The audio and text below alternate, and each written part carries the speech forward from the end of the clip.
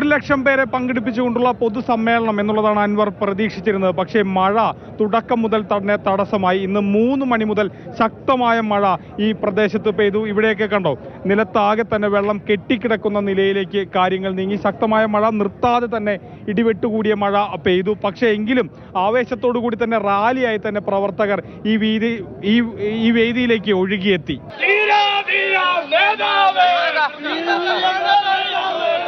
അൻവറിന്റെ പ്രസംഗം കേട്ടിട്ട് കോരിത്തെരിച്ചു. ഭരണസിരാകേന്ദ്രങ്ങൾ വിറച്ചു എന്നാണ് ഞാൻ മനസ്സിലാക്കുന്നത്.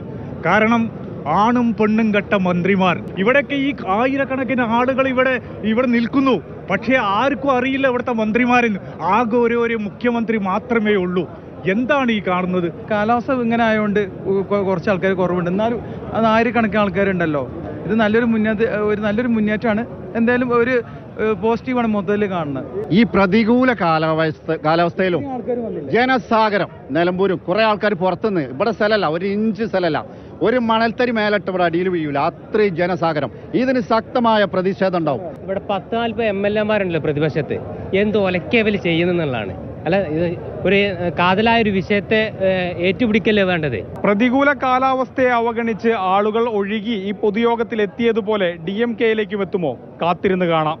മൽഗോഷി മോഹനൊപ്പം ഗോകുൽ VS, മാതൃഭൂമി ന്യൂസ്, മലപ്പുറം.